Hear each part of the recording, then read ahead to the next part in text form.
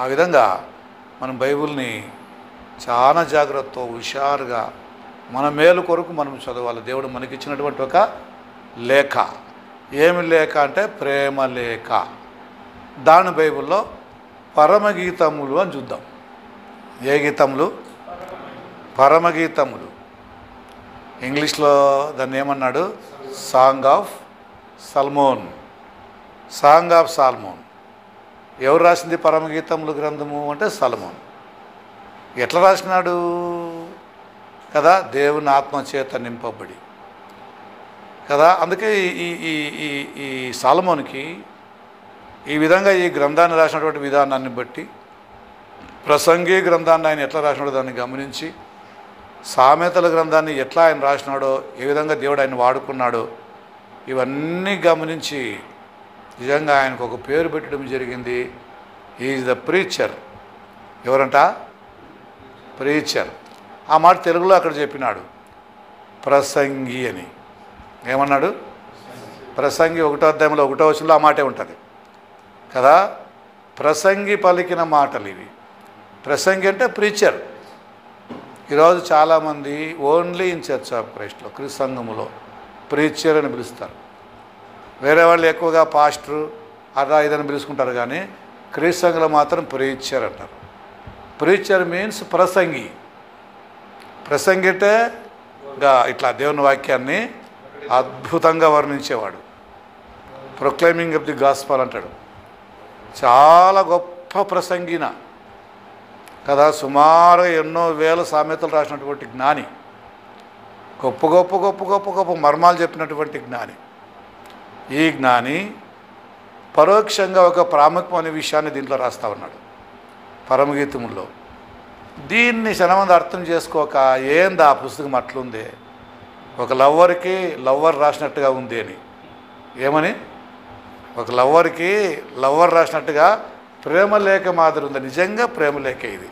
ఏ లేఖ? ప్రేమతో కూడినటువంటి పత్రం. ఎవరికి? తన ప్రియురాలికి. తన ప్రియుడెవరు? ప్రియురాలు ఎవరు? ఇక్కడ ప్రియుడైనటువంటి సొలొమోన్ ప్రియురాలైనటువంటి సులమిత్తికి వాళ్ళిద్దరు మాట్లాడుతూ రాస్తూ, దీన్ని మనకి అలంకార భాషలో క్రీస్తు యొక్క సంఘం ఆయన శరీరానికి పోల్చి మనం అర్థం చేసుకుంటే ఇది కరెక్ట్గా ఉంటుంది. ఏదో ప్రేమ కథ ఉంది, ఏదో ప్రేమికులకి చెప్తుంటారు చూడు, అట్లున్నాయి మాటలు. బైబిల్ ఇట్లా మాటలు ఉన్నాయా? బైబిల్లో ఇట్లా సందర్భాలు ఉన్నాయా? అందుకే అది దేవుని వాక్యం కాదు అని కొంతమంది ఈ బైబిల్ను సందేహించే వాళ్ళు మాట్లాడే మాటలు ఇవన్నీ కూడా కదా. అందుకనే దీంట్లో చాలా ఆశ్చర్యమైన మాటలు రాయబడినాయి. ఈయన సామెతల్లోనూ పరమగీతంలోనూ ప్రసంగిలోను మాట్లాడినప్పుడు అన్ని మాటల్లో కంటే కూడా ఒకటి చాలా ప్రాముఖ్యమైన మాట, వధువు వరుడు. వరుడు అంటే ఎవరు? క్రీస్తు.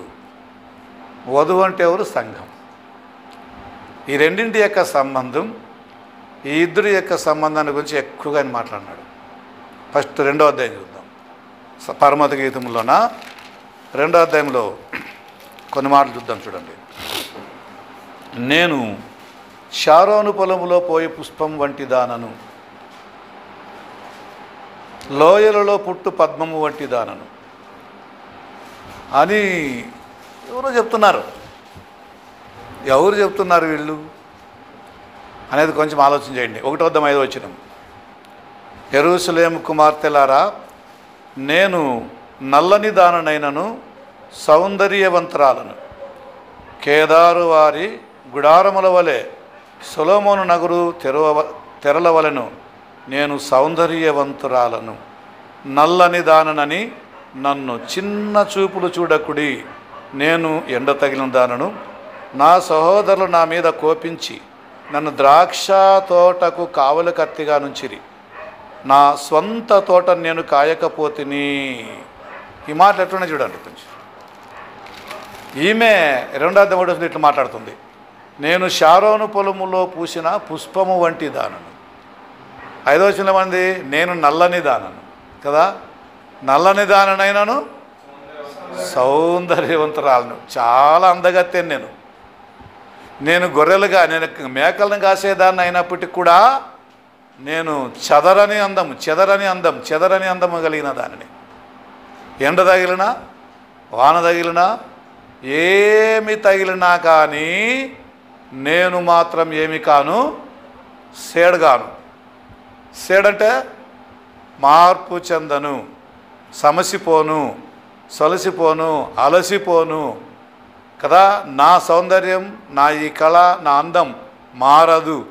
ఇదంతా కేవలం యేసుక్రీస్తు యొక్క సంఘానికే సూచన. ఇట్లాంటిదే సంఘం కదా.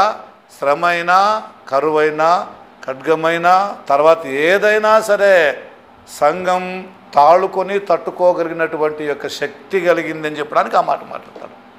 2వ అధ్యాయంలో ఈ మాట్లాడినప్పుడు వచ్చినాం. నేను షారోను పొలములో పూయ పుష్పము వంటి దానను. ఎలాంటిదంట? తను తానే పోల్చుకుంది. మొదట అధ్యాయంలో ఏమనింది? నేను నల్లని దానిని అనింది. నల్లని దాన్ని అని నన్ను ఎవరు చిన్నచూపు చూడకూడదు అంటుంది కదా. ఇక్కడంటది నేను షారోను పొలములో పోయి పుష్పం వంటి దానిని. మీకు ఎవరికైనా ఎప్పుడైనా తెలుసా షారోను అంటే మీనింగ్? షారోను అర్థం తెలుసా? ఎందుకు ఆ పదం వాడినాడు అక్కడ సొలొమోను కదా. షారోన్ అనే పదము సంఘములో ప్రత్యేకంగా కనపడే ఒక గుణాన్ని గురించి వర్ణిస్తారు. అది షారోన్. ఒక తెల్లని షర్ట్ కానీ, ఒకే ఒక కలర్ ఉండే షర్ట్ పైన ఏదైనా ఒక మరకబడితే ఎట్లుంటుంది? తెల్లని అంగి తీసుకుందాం. తెల్లని అంగి పైన నల్ల ఇంకు పడితే అప్పుడు ఎట్లా కనబడుతుంది?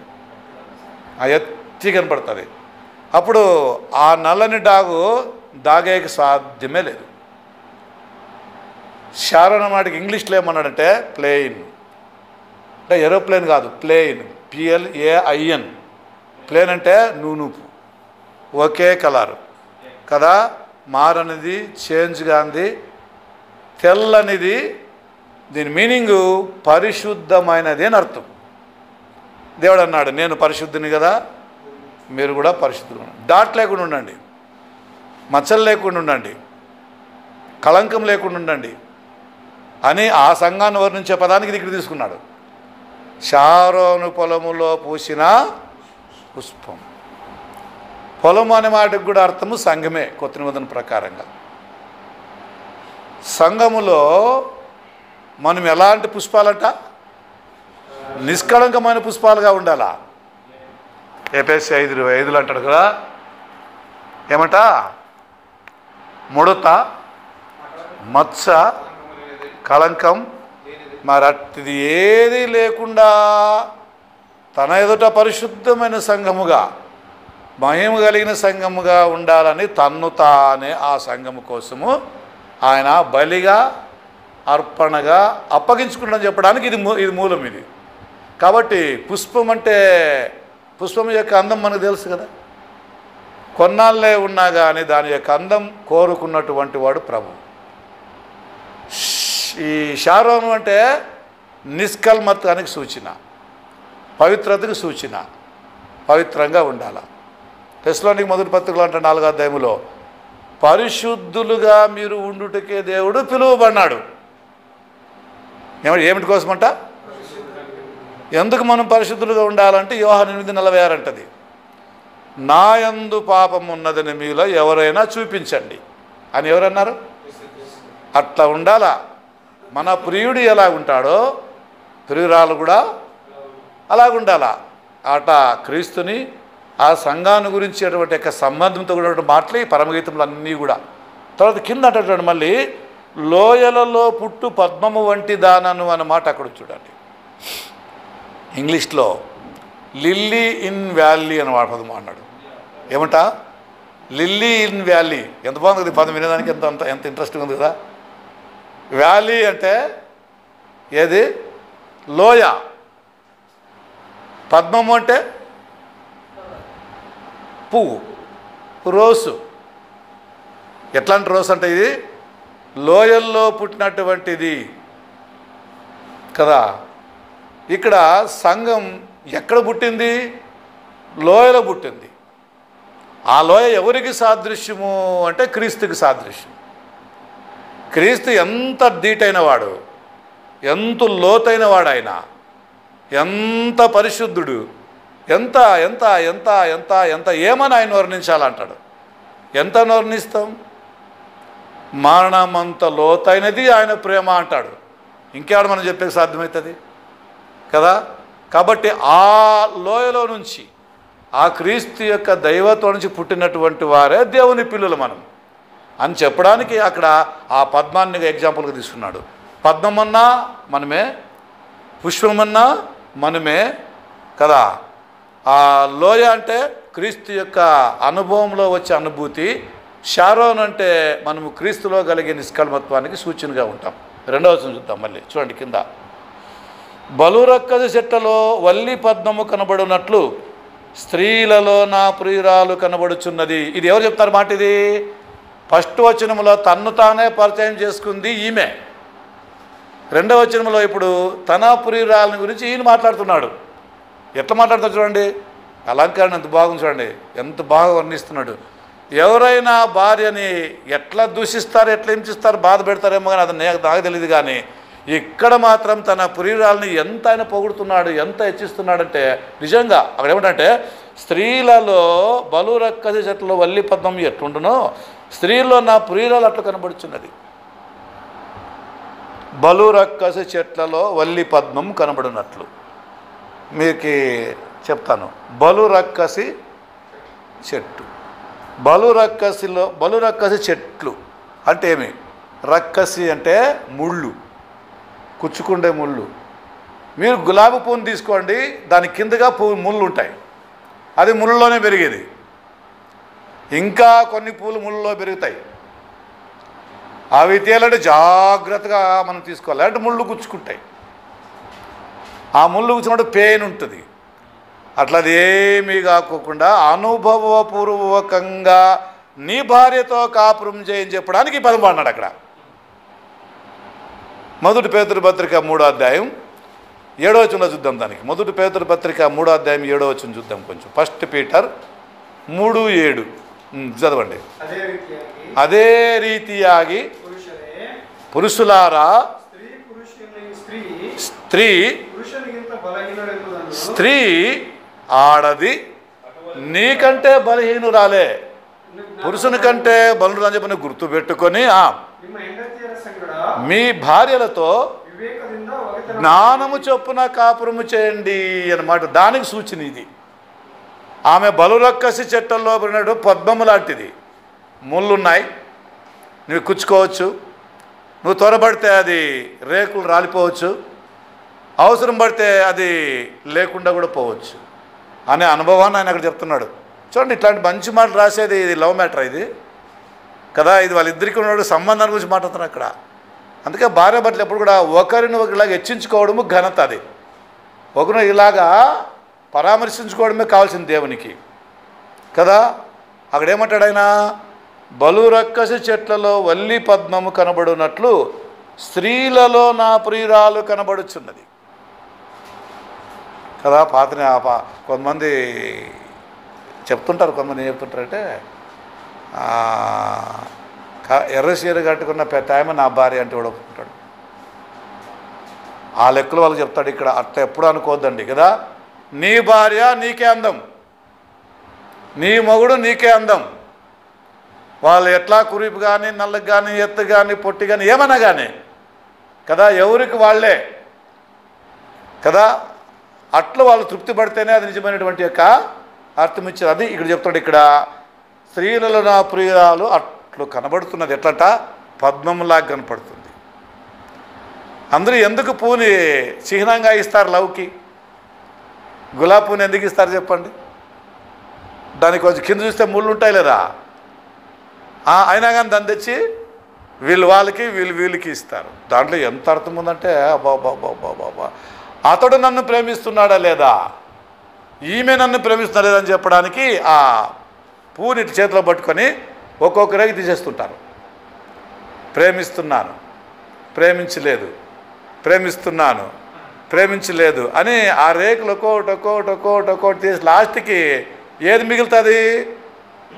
లాస్ట్ మిగిలింది ప్రేమిస్తున్నానా, ప్రేమించలేదా మిగిలితే ప్రేమిస్తున్నానని మిగిలితే నేను ప్రేమిస్తున్నా, ప్రేమించలేదు అని మిగిలితే నాకు ఈ ప్రేమ ఫలించదు. ఇట్లా మోసపోయి చాలామంది యవనస్తులు ఇట్లా సూసైడ్లు చేసుకొని చనిపోయి ఆత్మహత్యలు చేసుకొని తమ ప్రేమను భంగపరుస్తున్నారు. ఇట్లా చేసే వాళ్ళ విషయంలో మాత్రం ప్రేమ గుడ్డిది అంతే, కానీ ప్రేమ నిజంగా విలువైంది. దాన్నే ఇక్కడ చెప్తాడు 3వ వచనంలో. మరి మాట్లాడుతుంది మళ్ళీ సులమిత్తే మాట్లాడుతుంది. ఏమని చూడండి, అడవి వృక్షములలో బాగా చదువు, ఏమంట చదువుతున్నావు, అడవి వృక్షములలో జల్దర్ వృక్షం ఎట్లున్నదో. ఎవరప్ప ఇట్లా చెప్తారు, యా భార్య చెప్పాలి ఇట్లా అని. ఎంత ఎంత క్లియర్ ఇప్పుడు వర్ణిస్తాను చూడండి, దీన్ని బ్రహ్మాండంగా ఉంది. చాలా రెఫరెన్స్లు ఉన్నాయి, చెప్పేకి సాధ్యం కాదు, మనకు కొంచెమే టైం ఉంది కదా. అక్కడ ఏమంటాడు చూడండి, అడవి వృక్షములలో జల్దర్ వృక్షం ఎట్లున్నదో మరి పురుషులలో నా ప్రియుడు అట్లున్నాడు. ప్రియుడు అంటే మోటా మాట నా మొగుడు కదా, భర్త అని. ప్రియుడు అంటే నన్ను ప్రేమించేవాడు, నా నాథుడు, బిలవుడు, నా ప్రియుడు. ఎట్లుండట, అడవి వృక్షములలో జల్దర్ వృక్షం ఎట్లున్నదో నాకు అర్థం చెప్పండి. జల్దర్ వృక్షం అంటే Apple tree. Apple tree, Apple మనం తింటాం కదా. మన ఇండియాలో కొన్ని స్థలాలు మాత్రం జరుగుతుంది అది దొరికేది ఎక్కువ. యాపిల్ పండుకి ఏం పేరు చెప్పండి, ఎక్కడి నుంచి వస్తాయంటారు వెంటనే? కాశ్మీరు. ఇంకా ఒకటి ఉంది, అది ప్రత్యేకంగా ఒక పేరు చెప్తారు దానికి, అది నేను కూడా మర్చిపోయినా. కాశ్మీర్ యాపిల్ ఇంకోటి ఉంది పేరు, దానికి ఇంకోటి పేరు బాగుంది, అది మర్చిపోయినట్లు. అది ఆ విధంగా జల్దరు వృక్షం అంటే యాపిల్ ట్రీ. యాపిల్ ట్రీ ఆడ పెరుగుతుంది. ఇప్పుడు ఎప్పుడే కానీ ఎక్కడ పడితే అక్కడ ఈ యాపిల్ ట్రీ పెరిగేలేదు. ఎప్పుడూ నీళ్ళు ఉండాలా, ఎప్పుడూ చల్లగా ఉండాలా, నేల ఎప్పుడు మెత్తగా ఉండాలా, ఎప్పుడు కురుస్తున్నట్టుగా వాతావరణం చల్లగా ఉండాలా. దాంట్లో బాగా కాస్త అది పండు తినేకొచ్చినప్పుడు దాని చుట్టూ దాని ఫుల్గా నీళ్లు డాట్స్ అట్లే ఉంటాయి, డ్రాప్స్ దంపైన అట్లే ఉంటాయి. కోస్తే మన చేయాలన్నీ నీళ్ళు అవుతాయంట. అంత వెలువ దానికి యాపిల్ పండు అంటే కదా. మనము ఫలించే ఫలాల్లో యాపిల్ కూడా ఒకటి, స్పిరిచువల్గా ఆధ్యాత్మికంగా. అది ఇంక వేరే పాఠం పోతుంది, మళ్ళీ అది వద్దులే మనకి కదా. ఇక్కడ అంటాడు, పురుషుల్లో నా ప్రియుడు అట్లున్నాడు. ఎట్లున్నాడట, యాపిల్ పండులాగా ఉన్నాడట, యాపిల్ చెట్టు మాదిరిగా ఉన్నాడట. ఎవరు ఇట్లా భార్యలు భర్తల్ని సన్మానిస్తారో ఇదంతా సన్మానానికే సూచన. భార్యాభర్తల గౌరవ అగౌరవాలకు సూచన ఇది కదా. గౌరవిస్తున్నావా, అగౌరవపరుస్తున్నావు నీ భర్తని. సామెతల్లో ఇదే సామెతలు ఇదే సొలొమోను ఏం రాస్తాడు కదా, యోగ్యురాలు పెనిమిటికి కిరీటము అని రాస్తాడు. తర్వాత నెక్స్ట్ మరి చూడండి కింద ఏముంది చూడండి, ఆనందభరితనై నీడను కూర్చుంటిని. ఇది ఏం చెప్తుంది మనకి, ఆనందభరితనై నేను అతని నీడను కూర్చుంటిని అని అంటుంది. ఇప్పుడు ఈ భార్యకి ఎవరు నీడా కదా, ఎట్లాంటి నీడ అది? 91 కీర్తన చదవడం కూడా చాలా బాగుంటాయి మాటలు కదా. మహోన్నతిని యొక్క చాటను విశ్రమించు వాడే సర్వశక్తి నీడను ఆశ్రయించవాడని చెప్పిన అక్కడ ఉంది. ఏ నీడట, నీ భర్త నీ ప్రియుడు ఇక్కడ సర్వశక్తిమంతుడు, లేదా క్రీస్తుకు సంఘానికి ఉన్నటువంటి యొక్క సంబంధములో సంఘానికి శిరస్సు క్రీస్తు. అది ఎవరు క్రీస్తు అంట, కొలొస్సీ 1:18 కదా. శరీరం అనే శరీరానికి శిరస్సు ఎవరు, క్రీస్తు. సంఘానికి క్రీస్తు తల ఎట్లయి ఉన్నాడు, భర్త భార్యకు అట్లుంటున్నాడు అని. నేను జల్లి ముగిస్తాను, కొంచెం విషయాన్ని ఎక్కువైతుంది నీకు ఇది. మరి ఆనందభరితన నీడను కూర్చుంటుంది. ఆనందభరితను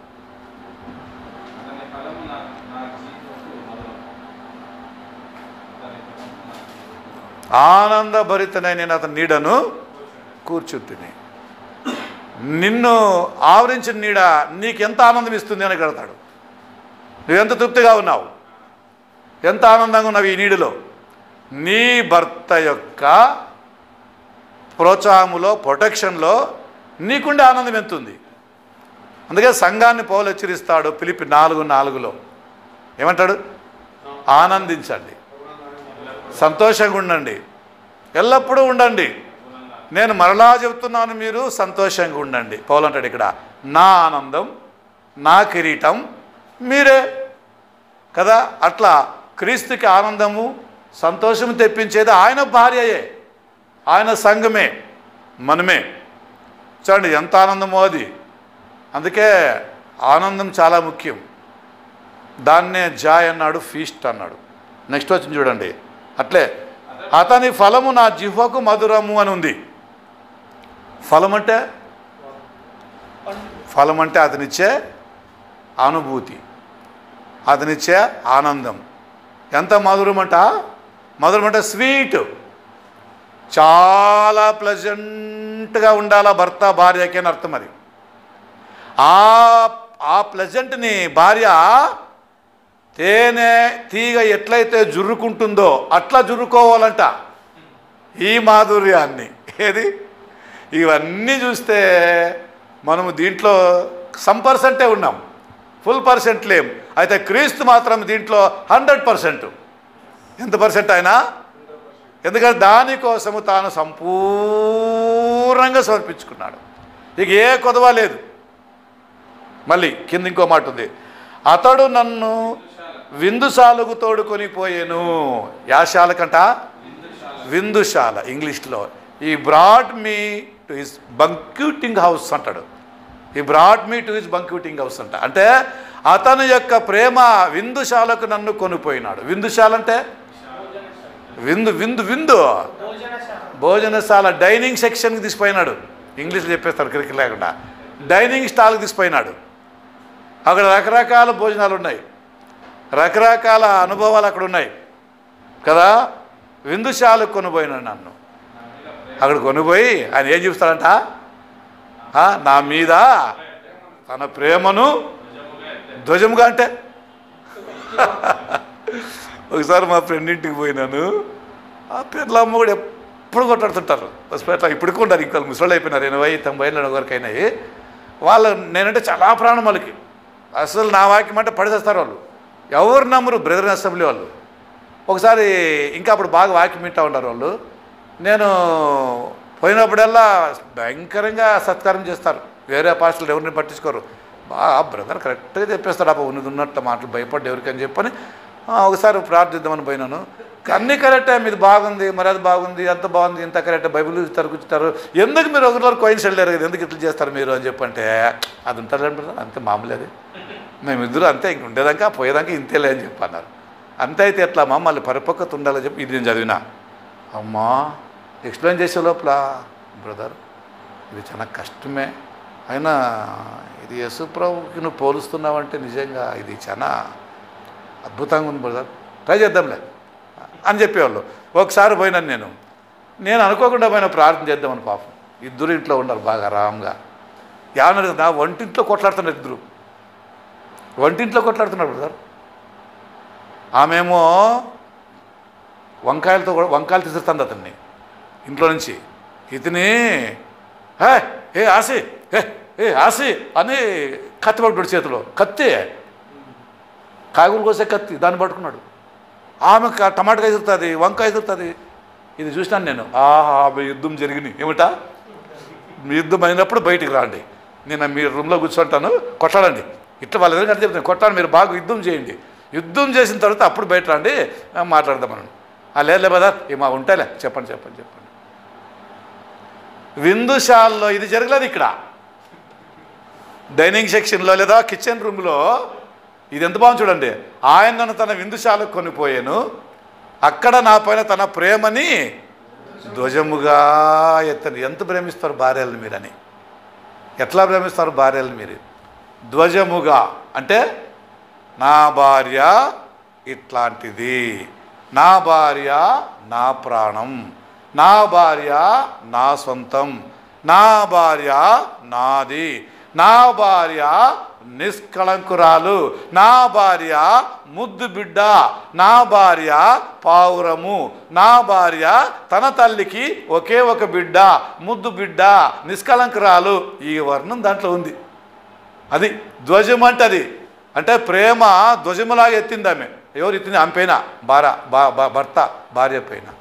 ఇది సంఘానికి యేసు ప్రభు చూపించిన ప్రేమకు సాదృశ్యంగా ఉంది. 5వ వచనం చూద్దాం కొంచెం. ప్రేమాతిశయము చేత నేను మూర్ఛిల్లుచున్నాను. ఈ మాట ఎంత బాగుంది. ప్రేమాతిశయము చేత నేను మూర్ఛిల్లుచున్నా. మూర్ఛిల్లుచున్నా అంటే ఏమనుకుంటున్నా మీరు? మై మరిచిపోయినా నేను. ఏమంట? ఎవరు ప్రేమను బట్టి? నా పైన నా భర్తకున్నటువంటి ఈ ప్రేమను బట్టి. ఇంత ప్రేమ బో, నేనంటే ఇంత ప్రాణమా, నేనంటే ఇంత ప్రేమ, నేనంటే ఇంత ఇంత ఇంత అబ్బో, నేను తాడుకోలేను, తట్టుకోలేను, నేను ఓర్చుకోలేను. అబ్బబ్బబ్బబ్బబ్బ, ఏమని వర్ణించాలా? ఏమని? నా యేసుని ప్రేమ కన్నా మిన్న ఏమున్నది, ఆ ప్రేమ కల్వరి గిరిలో సార్థకంబైనది. ఎంగైతే కరదాగా యేసు ప్రీతిసుతానే నిన్నన్ను ప్రీతిసుతానే. ఈ ప్రేమను చూపించే గాథ ఇది, అన కదా. నేను ఆ ప్రేమను బట్టి, ఆ ప్రేమను చూసి, ఆయన ప్రేమను చూసి, ఆయన్ని చూసి నేను మూర్ఛిల్లుతున్నట్టే నాలో నేను లేకుండా ఆయనలోకి మిళితమైపోయినాను. ఇక నేను కాదు, నా యందు ఆయనే. అట్లా క్రీస్తు శిలువలో చూపించుట ఆ ప్రేమను సంఘము గుర్తిస్తేగిన నిజంగంటే ఇక దానికి మించినటువంటి కదా ప్రేమ మరొకటి కనపడదు. అందుకనే దేవుడు లోకముని ఎంతో ప్రేమించి యేసుని శిలువలో ఆ విధంగా బలి చేసినాడు. అందుకనే కదా యేసు ప్రభు శిలువలో చనిపోయేటప్పుడు ఆయన యొక్క ఆ వర్ణంతా వర్ణిస్తేగిన నిజంగా రిపెంట్ అయినటువంటి వాళ్ళు మూర్ఛిల్లే అనుభవం వీళ్ళలో ఉంటుంది.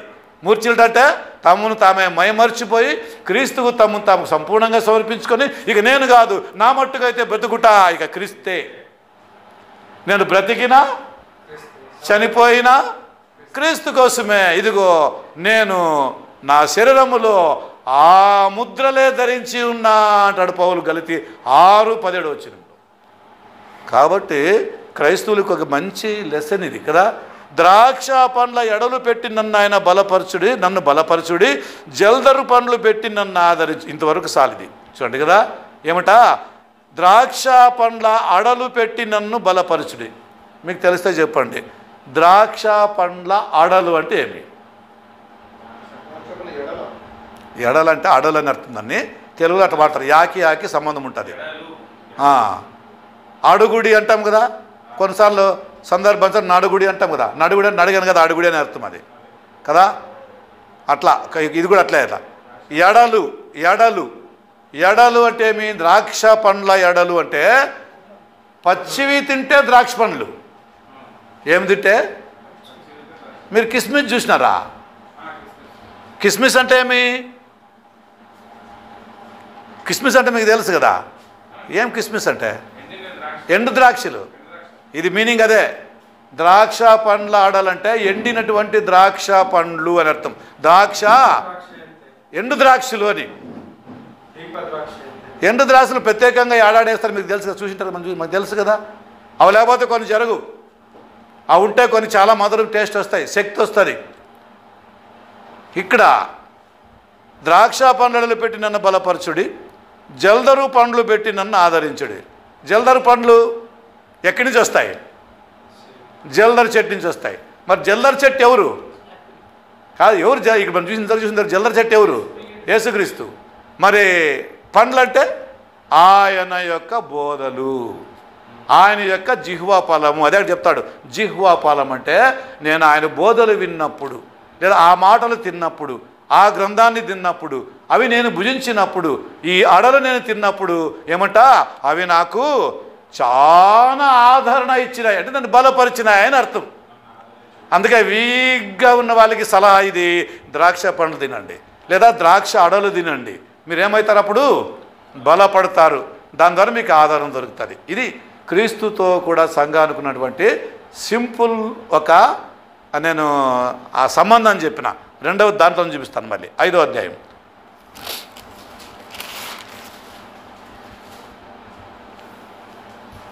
5వ అధ్యాయం చూద్దాం. 6వ అధ్యాయం చదువుదాం. 6వ అధ్యాయం 9వ వచనం చూద్దాం. నా పావురము నా నిష్కళంకురాలు ఒకతే, ఆమె తన తల్లికి ఒకతే కుమార్తె, కన్న తల్లికి ముద్దు బిడ్డ, స్త్రీలు దాన్ని చూసి ధన్యురాలందరూ. ఇది మనకేం చూపిస్తుంది? సంఘం యొక్క ధన్యతని ఇది చూపిస్తుంది, సంఘం యొక్క విశిష్టతని ఇది చూపిస్తుంది. సంఘం ఎంత ధన్యమైంది.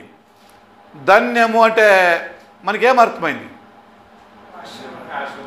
ఇంగ్లీష్లో అంటే బ్లెస్సింగ్ అన్నాడు, ఆశ్రయించబడింది. తెలుగులో అదృష్టం పొందింది అని అర్థం. తమిళ్లో అయితే దానికి భాగ్యవాన్ అని చెప్పి పదం వాడినాడు కదా. ఇక్కడ తన భార్యని గురించి ఆయన మాట్లాడుతున్నాడు. చూడండి ఎంత బాగుంది. నా పావురం నా నిష్కళంకురాలు, అవునా, ఒకతే. ఇది బహుభార్యాతత్వాన్ని వ్యతిరేకించే పదం. ఇది చాలామందికి అర్థం కాదు. ఈ విషయాలు చూసి ఇది ప్రేమ లేకంట, బైబిల్లో ఇది ఉండకూడదే, ఇట్లా ఉండకూడదే అంటే అర్థం చేసుకుంటూ ఉంటుంది, లేకపోతే లేదంతే. ఇది ఆధ్యాత్మికంగా అర్థం చేసుకోవాలా, శారీరకంగా అర్థం చేస్తే అన్ని తప్పులే. ఈ అధ్యాయం అంతా తప్పులే ఇంక అర్థం చేస్తే కాదు. ఇది స్పిరిచువల్. ఇది క్రీస్తుతోటి తన భార్య సంఘానికి ఉన్నటువంటి పవిత్రమైనటువంటి ఒక పవిత్ర సంబంధం ఇది చెప్పేది, ఇది రిలేషన్షిప్ చెప్పేది. ఇది కన్న తల్లికి ముద్దు బిడ్డ. సంఘం ఎంత ముద్దు దేవుడికి అంటే కదా, క్రీస్తుతో ఆ సంబంధాన్ని చూసి తండ్రి అయిన దేవుడు తెగ మురిసిపోతున్నాడని చెప్పడానికి ఆ పదం. మరి కిందట చూడండి, స్త్రీలు దాన్ని చూసి ధన్యురాలందరూ. సంఘాన్ని చూసి కదా, క్రీస్తు యొక్క సంఘాన్ని చూసినటువంటి వారు అనేకులు ధన్యులు. సంఘం నిజంగా క్రీస్తుతో కూడా పరలోకంలో ఉండడానికి ఆ విధంగా దేవుడు దాన్ని దీవించేసినాడు, ఆస్వాదించినాడు. ముఖ్యమైన మాట కింద చూడండి, ఒక భార్యని భర్త సన్మానించే విధానాన్ని అక్కడ చెప్తున్నాడు. ఇది మనకు చాలా ఉపయోగపడే పాఠం. చూడండి, సంధ్యారాగం చూపట్టుచు చంద్రబింబం అంత అందము గలదై, సూర్యుని అంత స్వచ్ఛమును కలలును గలదై, యూహిత సైన్య సమభీకర రూపిణియగు ఈమె ఎవరు? ఎవరిమే? మనం ఎప్పుడైనా మన భార్యల గురించి ఈ వర్ణన పెట్టుకున్నామా? ఇది ఆలోచన చేసినామా? నాకు ఇచ్చి పెళ్లి చేసినారు కదా నా భార్యని, ఎవరు ఈమె? 18-20 ఏళ్ళు వాళ్ళ ఇంట్లో ఉంది కదా, ఇక 80 ఏళ్ళు మా ఇంట్లో నాతో ఉండాలా. కాబట్టి ఎవరు ఈమె? ఎంతవరకు ఉండాలా? ఇందుకే ఈమె ఎవరు కదా. మళ్ళీ చూస్తుంటామట, సంధ్యారాగము చూపట్టుచు. సంధ్యారాగము చూపట్టుచు అంటే సంధ్యావందనము, సాయంకాల ఆరాధన. ఏదంట? సాయంకాల ఆరాధన. ఈమె నిజంగా అంత బాగా దేవుని గురించి పాడుతుందట ఆరాధన టైంలో. సంధ్యా రాగము చూపట్టుచుంది. ఈమె స్వరం ఎంత బాగుందంటే ఆయన అడుగుతాడు, నిజంగా ఆమె స్వరం చాలా మధురం. 2వ అధ్యాయంలో అంటాడు, నా పావురమా నీ స్వరము నాకు వినబడి నిమ్ము, నా పావురమా నీ ముఖము నాకు కనబడి నిమ్ము కదా. నీ స్వరము నాకు వినబడి నిమ్ము. ఎంత మధురమైంది ఆమె స్వరం అంటే సంధ్యారాగము చూపట్టేది కదా. నీ స్వరం నేను వినాలా అని భర్త కోరుకోవాలట. అట్లా మధురమైన గాత్రం ఉంది ఈమెకి. సంఘం ఎంత బాగా పాట ద్వారా దేవుణ్ణి గణపరిస్తే అంత ఆనందిస్తాడు ప్రియుడు, అంత సంతోషపడతాడు ఆయన, అంత హ్యాపీగా ఉంటాడు. ఎట్లా ఆయన సంతోషపడతాడంటే, పావురమా పావురమా ఎగిరే నా ప్రియ పావురమా ఎగిరే నా ప్రియ పావురమా నీ స్వరము నీ ముఖము అని పాట. అదే నీ స్వరము నాకు కావాలా, నీ ముఖము నాకు కనబడాలా, నీవే నా ప్రియురాలివి అన్నట్టుగా. సంధ్యారాగం అంటే ఆమె స్వరం, ఆమె పాడే రాగం, ఆమె ఫలం, ఆమె జిహ్వం, ఆమె శృతి, ఆమె ఎలాంటి మనసుతో పాడుతుంది పాట, ఎట్లా ఆమె తన భర్తను మైమరిపించేది చేస్తుంది అంటే సంఘం ఎంత ఉజ్జీవంగా మధురంగా తన విలాపాన్ని తన యొక్క ఈ రాగాన్ని అందిస్తుందో అంత హ్యాపీస్ట్గా భర్త ఫీల్ అవుతాడు కదా. ఏది నువ్వు పాట పాడు అన్నాను ఒకసారి. నా స్వరం బాగలేదులే అన్న. ఎట్లా వస్తే అట్లా పాడు అన్నాను, తమాష్కి అన్నాను. మా నీ ఎంత మధురం అది లేదులే అన్నారు. లేకపోవచ్చు కానీ ఎట్లుందో ఇందాము అన్నాను. ఎట్లుంటుందబ్బా ఆమె నగ్గూడదు అన్నారు. నగలేదులే అని చెప్పినాం. చూడండి ఆమె పాట పాడింది, గాడిద గట్ట నిసరం ఉన్నాను. ఇది గాడిద మీద ఉన్నాను. గాడిదం ఎట్లుంటుంది కదా. ప్రాక్టీస్ చేయడం ద్వారా పాటలు బాగా పాడవచ్చు, సరళంగా వస్తుంది గ్రంథం. మాకు బాగలేదు, మేము పాడలేము, మాకు రాదంటే ఇంకంతే అవుతుంది. అది గాడిద స్వరమే. యా స్వరము? అదే మనది పావురు స్వరం ఉండాలా.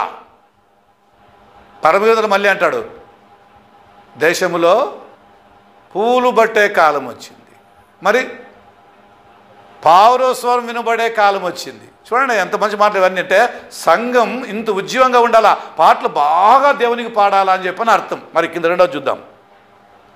చంద్రబింబం అంతా అందము గలది. చంద్రబింబం అంటే రాత్రిలో చంద్రుని చూస్తే, రాత్రే చంద్రుడు బాగా కనపడదు మనకి, పగలు కనపడదు కదా. ఎందుకంటే మేఘాలు ఉంటాయి కాబట్టి కనపడదు, వెలుతురు ఉంటుంది కాబట్టి, సూర్యరశ్మి ఉంటుంది కాబట్టి.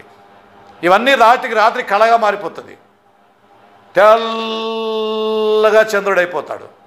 చంద్రుడిని రాత్రుల్లో చూసి అసహించుకున్న వాళ్ళు ఇంతవరకు ఎవరు లేరు. బా ఎంత అందంగా ఉన్నారు బా. అందుకే ఆ చంద్రుని పైన ఎన్ని పాటలు పాడినారో, ఎన్ని కథలు కట్టినారో, ఎన్ని చేసినారో. అబ్బా అబ్బా అబ్బా అబ్బా అబ్బా. ఇక్కడ జ్ఞాని కూడా అదే మాట్లాడతాడు. ఏమని మాట్లాడతాడు? చంద్రబింబం అంత అందము బో, మరి సూర్యునంత స్వచ్ఛత కదా. ఎంత గంభీరంగా మాట్లాడుతాడంటే భార్యని భర్త హానర్ చేసే విధానం ఇది కదా. నా భార్య కురిపి అని, నా భార్య అట్లాడదని, ఇట్లుందని, ఎవరి భార్యలను వాళ్ళు ఇట్లా హింసించుకుంటారో అది వాళ్ళకే చేటు కదా. అది వాళ్ళకి సంబంధించింది కదా. యూహిత సైన్య సమభీకర రూపిణి అవి ఈమె ఎవరు? ఏంది వర్ణ? వ్యూహిత సమభీకర అంట. యుద్ధానికి సిద్ధపడినటువంటి సైన్యం. దేనికి? యుద్ధానికి సిద్ధపడినటువంటి సైన్యం. ఎంత భీకరంగా ఉంటుంది అది. భీకరంగా అంటే బాగా భయంకరంగా ఉంటుంది. యుద్ధములో గెలవాలని ఆశ ఉంటుంది, యుద్ధములో జయం నాదే అని ఉంటుంది, యుద్ధములో అపజయమే నేను ఎరుగను కదా. అపజయం నాకు తెలియనే తెలియదు అన్నట్టుగా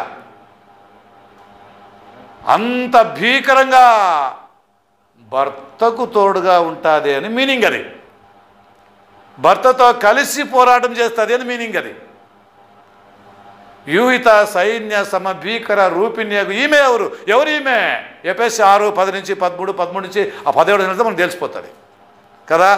ఏమంటాడు అక్కడ? తుదకు మీరు ప్రభు యొక్క మహాశక్తిని బట్టి బలవంతులై ఉండండి, రక్షణ నిశ్చయస్థానం ధరించుకోండి, సత్యమనే దట్టి కట్టుకోనండి, సమాధాన వార్త జోడు తోడుకోనండి. చూసినారా? ఇవన్నీ మీరు ధరించుకొని బలంగా నిలబడండి. అపవాది యొక్క తంత్రాలు జయించడానికి ఇవన్నీ కావాలా? ఇవన్నీ కావాలనా? కావాలా. ఎందుకనగా 10 కొరింథీ 7 4 మన యుద్ధోపకరణములు ఈ లోక సంబంధమైనవి కావు. యూహిత సమభీకర సైన్య రూపిణి ఈమె. ఎంత అందగత్తేమంటే ఈమె సైన్యాన్ని ముందు పెట్టుకొని యుద్ధం చేస్తూ ఉంటే ఆమెను చూసి సైనికుడు ఆ శత్రువు ఎప్పుడో పలాయనం. ఇట్లా కొన్ని తీసుకొని నరకాసును వదబెట్రి అన్నిలు. నరకాసును చంపింది ఎవరు? సత్యభామ. ఎవరు భార్య? అమ్మా శ్రీకృష్ణుని భార్య. ఆ యుద్ధంలో శ్రీకృష్ణుడు ఓడిపోయే సందర్భం వచ్చిందంట. అప్పుడు ఏం నిలబడింది యుద్ధానికి? నిజంగా ఎట్లా అడుగు కొట్టుకుని అట్లా అక్కడ పెట్టినారు వాళ్ళు. ఆ రథములా నిలబడింది. ఇతని కృష్ణుడు మూర్చిపోయినాడు, ఇక నరకాసుడు నిబ్రించిపోయినాడు. దానిగా ఇప్పుడు ఈమె యుద్ధం నిలబడింది లాస్ట్కి. కుటుంబం అనే యుద్ధం అనే ఈ పోరాటములో భార్యాభర్తలు ఇద్దరూ కూడా యుద్ధ వీరులే. ఒకరు సమస్యలు పోతే ఒకరు నిలబడాలా. ఎందుకంటే ప్రసంగి 4:7 ఉంటుంది, ఇద్దరు ఏకీభిస్తే ఏమవుతుంది? శత్రువు పలాయం, నిలబడ్డు. ఇద్దరు శత్రుడు ఎదిరిస్తారని చెప్పంటాడు అక్కడ. ఇద్దరి వలన వెట్టగలుగుతుంది అంటాడు. ఇద్దరి వలన ఒకరికి ఏమంట జయం వాళ్ళు కలుగుతుంది అంటాడు. సంసారం అనే ఈ యుద్ధములో గెలవాలా అంటే భర్త భార్యకిని, భార్య భర్తకిని ఒకరినొకరు శూరులుగా ఆదరించుకోవాలా. నువ్వేం తక్కువ కాదు, నేనేం తక్కువ కాదు, మన ఇద్దరము కలిసి సంసారం అనే యుద్ధాన్ని సాగిస్తామని. అది యుహిత సైన్య సమభీకర రూపిణియగు. ఈమె ఎవరీమె కదా? కొత్త మందిలో వర్ణిస్తే ఈమె సంఘం. క్రీస్తు రక్తం కార్చి కొన్నటువంటి సంఘం అంటే ఈమె. ఈ విధంగా తన భార్య అయినటువంటి ఆ సంఘాన్ని ఇంత బాగా హెచ్చించినాడు ఆయన. ఇప్పుడు ఈమె ఏమంటుంది చూస్తాం కొంచెం, తన భర్తని. ఈ 2 మాట చెప్పి ముగిచ్చేస్తాను ఇంకా కదా. ఈమె ఏమంటారు భర్తను చూద్దాం కొంచెం. 5వ అధ్యాయం, పరమగీతములు 5వ అధ్యాయం 9వ వచనం. స్త్రీలలో అధిక సుందర వగుదానా, వేరు ప్రియుని కన్నా నీ ప్రియుని విశేషమేమి? నీవు మా చేత ప్రమాణము చేయించుకోవడానికి వేరు ప్రియుని కన్నా నీ ప్రియుని విశేషమేమి? ఆన్సర్ ఏనండి. భార్య చెప్పింది చూడండి తన భర్తను గురించి. ఇంతవరకు భర్త చెప్పిన భార్యను గురించి, ఇప్పుడు భర్తను గురించి భార్య చెప్తుంది. ఏమని చెప్తుంది చూడండి 10వ వచనం. నా ప్రియుడు ధవళవర్ణుడు అంటే ధవళవర్ణుడు. మీరు ధవళం చూసినారా? తెల్లగా మంచు మాదిరిగా ఉంటుంది. అది మొన్న పోతే ఒక చెట్టు చూపిస్తాడు, ఆ యాకి ఏమిట్టుందని చూపిస్తుంది కదా, అది ధవళం కలర్. అది ఆ ధవళాన్ని మల్లెపూల్లో కడతారు. ఇప్పుడు ఈ కాంగ్రెస్ చెట్టు ఉంది కదా, ఆ తిక్కు చెట్టు, అది చిన్నగా మొలకలతో సేమ్ అట్లే ఉంటుంది. ఇంకా ధవళం మాదిరిగానే ఉంటుంది. ధవళం కూడా సేమ్ అట్లే ఉంటుంది. ఈ చెట్టుని పీకి వాసన చూడండి, రోగం వస్తుంది. ఆ ధవళాన్ని కొంచెం పెట్టి చూడండి, ఎంత స్మెల్ అంటే అంత భయంకరమైన స్మెల్ వస్తుంది. అది స్వీట్గా. అందుకే మల్లెపూల్లో ఇంకా ఎక్కువగా దాని స్మెల్ రావాలని చెప్పని డూప్లికేట్ మల్లెపూల్లో, 2వ రకమైన మల్లెపూల్లో దీన్ని కడతారు. ఈ ధవళాన్ని కట్టి అమ్ముతారు. అది భలే సేల్ అయిపోతుంది. అది ఇక్కడ అంటుంది, నా ప్రియుడు ధవళవర్ణుడు. ప్రకటన గ్రంథంలో ధవళ సింహాసనం అని ఉంది 19వ అధ్యాయంలో. ధవళ సింహాసనం అంటే స్ఫటికమును పోలినటువంటిది. స్ఫటికం అంటే ఐస్, ధవళం అంటే దానికి పోలింది. ఈ రెండు కూడా ఏం చూపిస్తాయంటే యేసు క్రీస్తులో ఉన్నటువంటి పరిశుద్ధతను చూపించే గుణాలు ఇవి. అంటే నా ప్రియుడు ధవళవర్ణుడు. ఎవరుడట? నా ప్రియుడు పరిశుద్ధుడు, నా ప్రియుడు పాపము లేనివాడు, నా ప్రియుడు నాకు నచ్చినవాడు, నా ప్రియుడు నిజంగా అందరికంటే చాలా ఉన్నతమైన వాడు. ఎందుకంటే మీరు అడుగుతున్నారు కదా, మా భర్త కంటే నీ భర్తది ఏందమ్మా స్పెషల్ అంటే ఇది స్పెషల్ కదా. మీ భర్త వ్యభిచార అయిండొచ్చు, మీ భర్త దొంగ అయిండొచ్చు, మీ భర్త తాగుబోత అయిండొచ్చు, మీ భర్త ఇంకా ఏదైనా పాపం అయిండొచ్చు. కానీ నా ప్రియుడు, నా భర్త ధవళవర్ణుడు అంటే పాపము లేనివాడు. ఎవ్రీ 7-10 మాట ఉంటుంది, 7:26 కదా. ఈయన పరిశుద్ధుడు, నిష్కల్మసుడు, పాపుల్లో చేరిక ప్రత్యేకంగా ఉన్నవాడు యేసుక్రీస్తు. సంఘం ఇంత గణపరచాలంట ఎవరిని? తన ప్రియుడిని. ఇట్లా గణపరిస్తేనే అది ఆయనకి కిరీటము. యోగ్యురాల తన ప్రియునికి కిరీటం అనే మాట అక్కడ ఉంది. నా ప్రియుడు ధవళవర్ణుడు. రెండవదిగా రత్నవర్ణుడు. ఏది చెప్పండి ఒకసారి, అది చదవండి. ఆ మాట మీరు చదవండి ఒకసారి. నా ప్రియుడు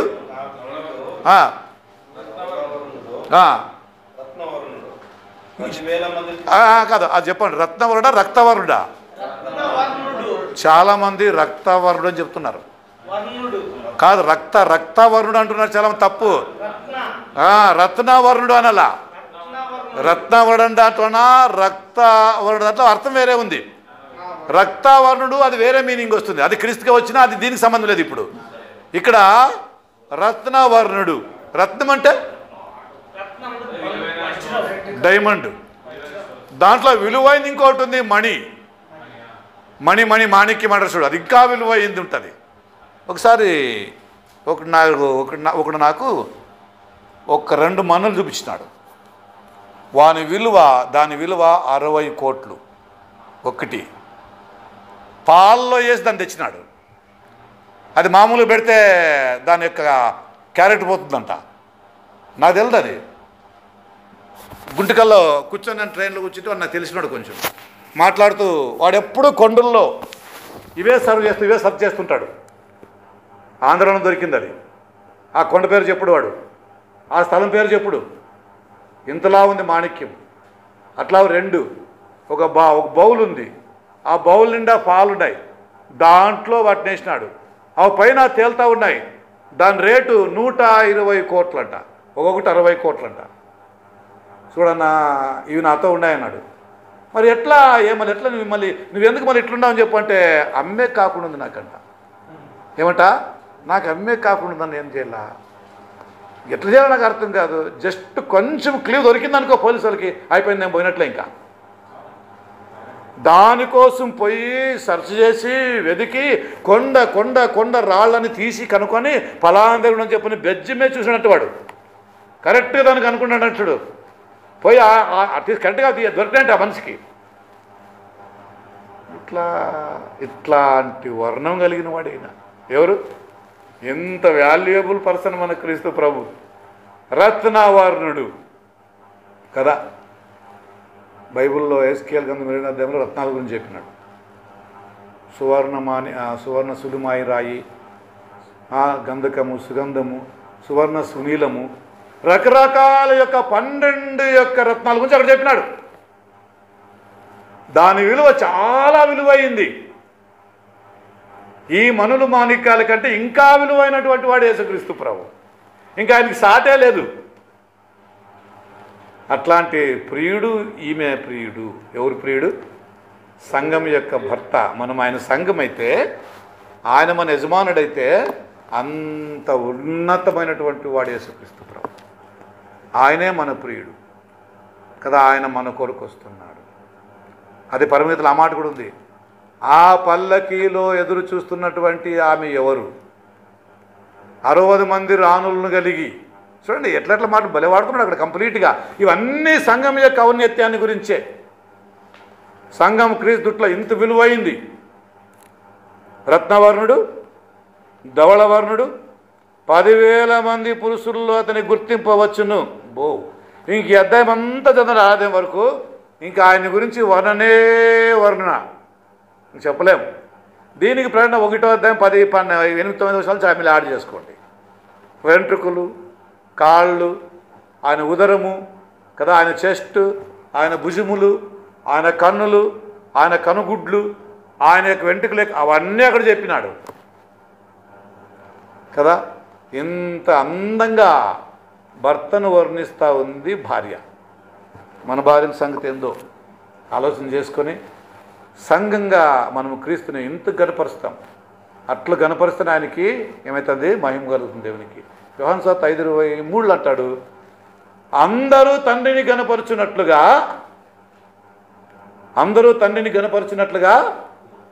ప్రతి మానవుడు కూడా కుమారుణ్ణి గనపరచాల. కుమారుణ్ణి గనపరచని వానికి తండ్రి యొక్క అవగాహన ఉండదు. సాధారణ మాట చదవండి. 5వ అధ్యాయం యోహాను సువార్త 23 వచనం అనుకుంటాను. చూడండి అంతా అదే నేను క్యాచ్ చేయండి కొంచెం. 23 వచనం అనుకుంటా.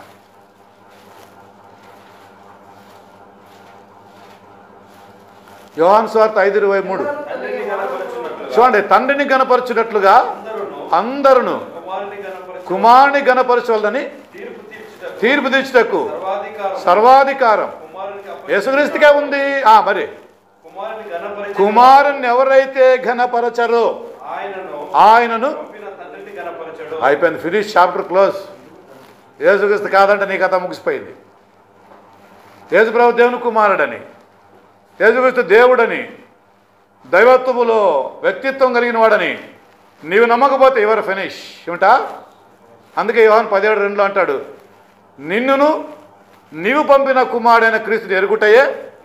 అక్కడ నిన్నలేదు, నిన్ను నీవు పంపిన కుమారుణ్ణి. అంటే క్రీస్తు దేవుడు, దైవత్వం కలిగిన వాడు, తండ్రి కంటే తక్కువైన వాడు కాడు అని చెప్పని మీనింగ్ అక్కడ.